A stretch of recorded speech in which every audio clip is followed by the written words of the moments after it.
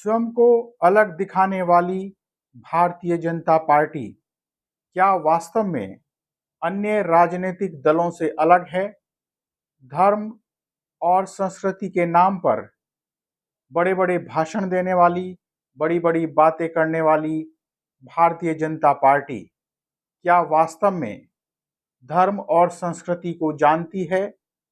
क्या अब भारतीय जनता पार्टी के नेताओं का धर्म और संस्कृति यही रह गया है कि वे अनर्गल बयानों और शर्मनाक टिप्पणियों के माध्यम से आगे बढ़ते रहें, शर्मनाक टिप्पणियां लगातार करते रहें और इन टिप्पणियों में सेना तथा सेना के अधिकारियों को भी न बख्शें? क्या भारतीय जनता पार्टी के नेता सत्ता के लिए कुछ भी कर सकते हैं, सत्ता के लिए किसी हद तक भी जा सकते हैं? ये कुछ ऐसे प्रश्न हैं, ये कुछ ऐसे सवाल हैं जिन पर इस दौर में विचार करना बहुत ज़रूरी है। आज भारतीय जनता पार्टी के नेताओं की अनर्गल टिप्पणियों के संबंध में इसी विषय को समझने का प्रयास करेंगे।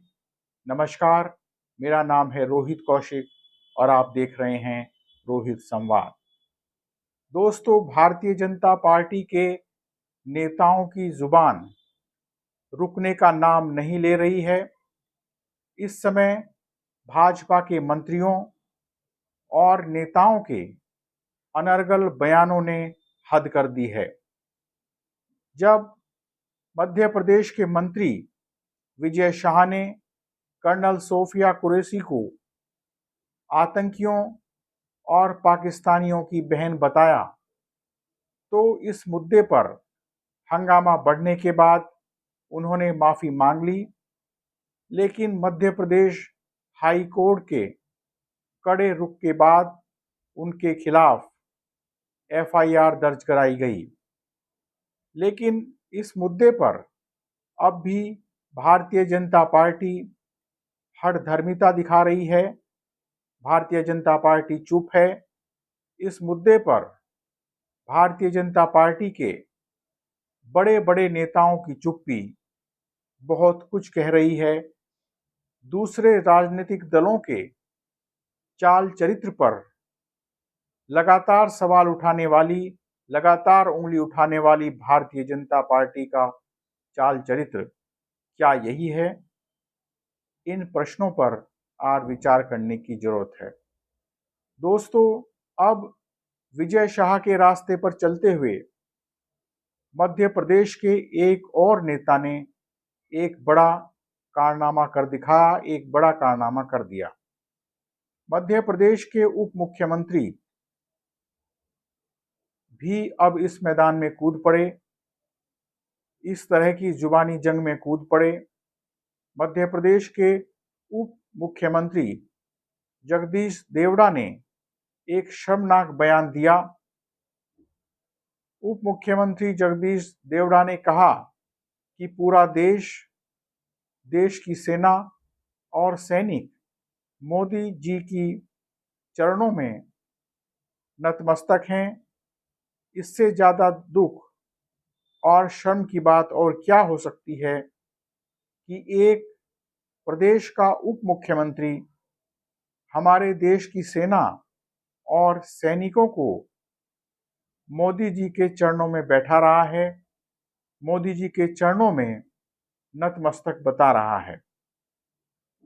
जिस सेना के शौर्य और पराक्रम के आगे पूरा देश नतमस्तक होता है, सलाम करता है, उनके जज्बे की सराहना करता है, उसी सेना को भाजपा का एक उप मुख्यमंत्री मोदी जी के चरणों में नतमस्तक बता रहा है।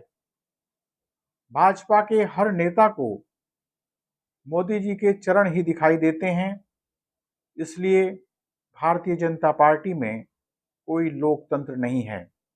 भाजपा के नेता मोदी जी के चरण धो धो कर पिएं, इसमें कोई समस्या नहीं है, कोई दिक्कत नहीं है, लेकिन सेना को मोदी जी के चरणों में नतमस्तक क्यों बताया जा रहा है? सेना को मोदी जी के चरणों में क्यों बैठाया जा रहा है? सबसे बड़ा सवाल यह है।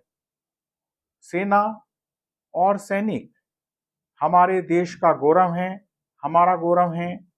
भाजपा के नेताओं को सेना का अपमान करने का अधिकार किसने दे दिया?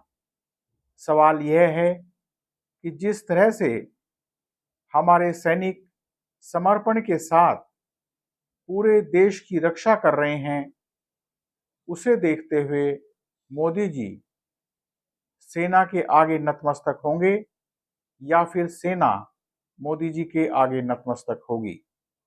दोस्तों, सवाल यह है कि क्या सेना और सैनिकों को किसी राजनीति का हिस्सा बनाया जाना चाहिए?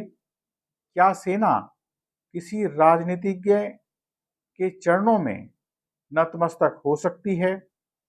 निश्चित रूप से सेना को किसी भी तरह की राजनीति से अलग ही रखा जाना चाहिए।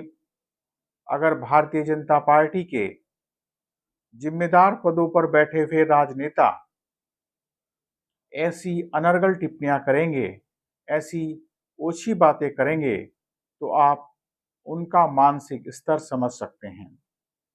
भारतीय जनता पार्टी अक्सर राजनीति की शुचिता पर, स्वच्छता पर बड़े बड़े भाषण देती रहती है।